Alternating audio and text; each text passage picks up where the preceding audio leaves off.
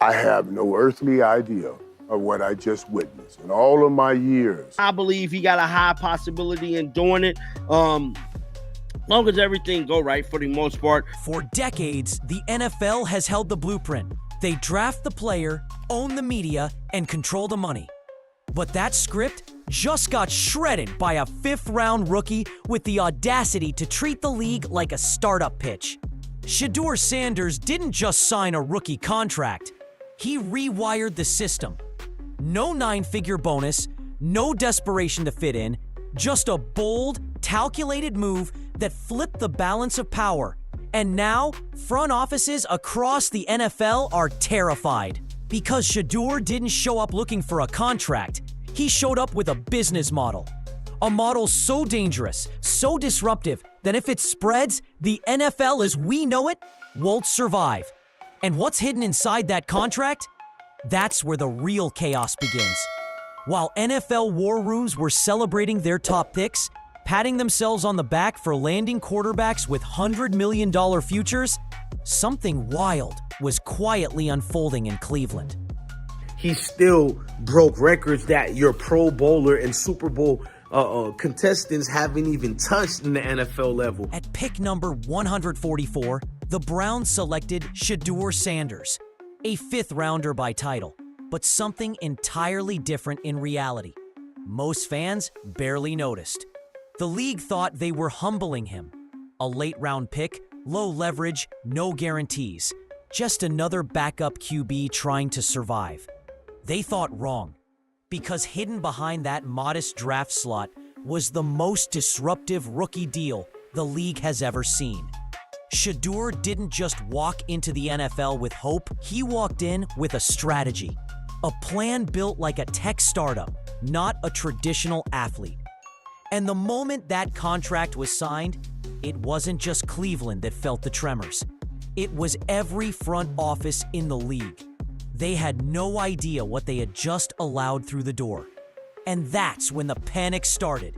While other rookies were memorizing playbooks and nervously trying to impress their coaches, Shedeur Sanders was already 5 moves ahead.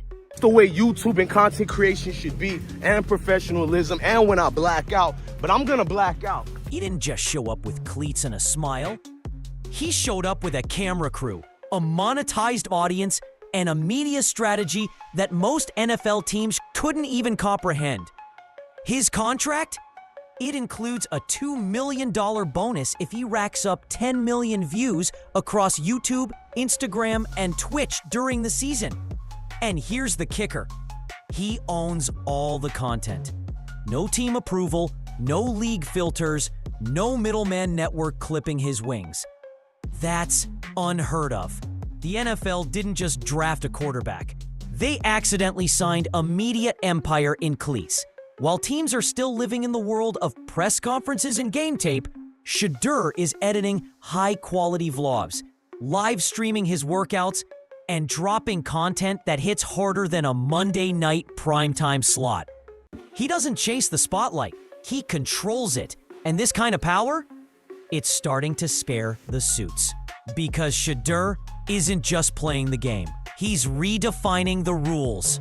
And it's that branding, bro, being a business, a walking business brand. He's a 5th-round pick, and he generated damn near well over $300 million already in merchandise sale. Most rookies fight for scraps. An energy drink sponsor here, a local dealership commercial there. Shedeur, he's already out-earned backup quarterbacks before even taking a snap. This man has generated over $300 million in merch sales. And no, that's not a typo. And while most players get a small cut from jersey sales, Shedeur's contract gives him 20% of every single Browns product that uses his name, likeness, or custom branding. Jerseys, cleats, crossover, NIL merch, all of it funnels straight to his bottom line. But here's where it gets insane. He also negotiated an equity match clause. That means if the Browns' media ventures, like their YouTube content or digital shop, start making money off his brand, he gets a matching ownership stake. Not just a check, equity. Shedeur isn't just selling products, he's co-owning the platforms they're sold on. When we talk about what I saw, no. Let's not be simple and single. And the NFL? They have no playbook for this kind of leverage. Because now, it's not just about money, it's about ownership. This wasn't a contract. It was a startup pitch wrapped in a rookie deal. Shedeur's agreement reads less like a football deal and more like a founder's equity package. And that's exactly what makes it dangerous. See, the NFL thrives on control. Control over contracts, over narratives, over how and when players make money. But Shedeur came in and flipped that system on its head. His model says, I'll wear your jersey, I'll throw your passes, but I own me. And the league, they don't know what to do with that. Because what happens when a player doesn't need the league to build wealth? When he's not waiting on ESPN airtime because he is the airtime. When he can live stream a day in the life and outperform half the league's official content? And I'm pretty sure I'm going to look it up if that's some type of record. I personally feel that's a record when you look at the atmosphere of it. You look at where he got drafted. What Shedeur has done here is pure Silicon Valley. It's media leverage. It's brand autonomy. It's the player saying, I'm not your employee, I'm your partner.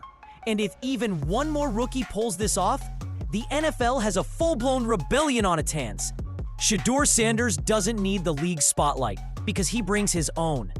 When most rookies dream of making it onto ESPN, Shedeur casually drops a YouTube video that outperforms entire NFL team channels. His social media isn't a side hustle. It's a mainstream media rival. And here's the twist. It's not just hype. It's highly monetized. Every post, every live stream, every vlog is a carefully planned brand move. He's turning behind-the-scenes footage into multi-part mini-docs, full of cinematic drone shots, custom theme music, and built-in sponsorships. This man didn't show up to training camp with just a playbook. He showed up with a content schedule, an editor, and a Twitch mod team. Everything that could be something that can hinder the rise of a quarterback, Shedeur seems to overcome every time. No matter how much blitz packages you throw at Shedeur, he's durable. While GMs watch game tape, Shedeur's team is watching analytics, engagement rates, click-throughs, conversion spikes. He's not waiting on the media to shape his story. He's already writing it himself in 4K, and fans are following every frame. The NFL thought they were drafting a quarterback. Turns out, they accidentally signed a media network in cleats. If Shedeur Sanders were just a one-off, a flashy outlier, the league could ignore him. But he's not. He's a blueprint. And every young star with a phone and a following is watching closely. Today's college athletes aren't just building highlight reels. They're building audiences. And Shedeur just showed them that audience is currency, power, ownership, leverage. Why settle for a $50K endorsement when you can control $1 million brand from your phone? I think we're all trying to figure out and piece together why that happened, but I got no problem with Deion defending his son. This isn't just a new kind of athlete. It's a new kind of NFL. One where rookies walk in with media decks, not just agents. Where equity talks louder than incentives. Where players aren't just selling jerseys, they're selling platforms. And here's the problem for the league. Once the model is out, there's no putting it back in the box. Because now, every NIL-era QB, every college wideout with a vlog and 1 million followers, they're plotting their own empires. 1, Shedeur was disruptive. 2, that's a revolution. Most rookies want to make it. Shedeur, he wants to change it. He's not chasing a payday. He's building a legacy brand, the kind that outlives touchdowns and highlight reels. And it's not about being flashy. It's calculated. While other players negotiate for bonuses, Shedeur is focused on control of his image, his message, his mission. His contract isn't just money in the bank. It's leverage in every room he walks into. He could take the hits. He doesn't have to be the fastest man on the field. I was always told if you're talented enough and you're a pocket awareness level pro type quarterback, these are the ones that should be lauded and respected. He's already talking ownership. Not in 5 years, now.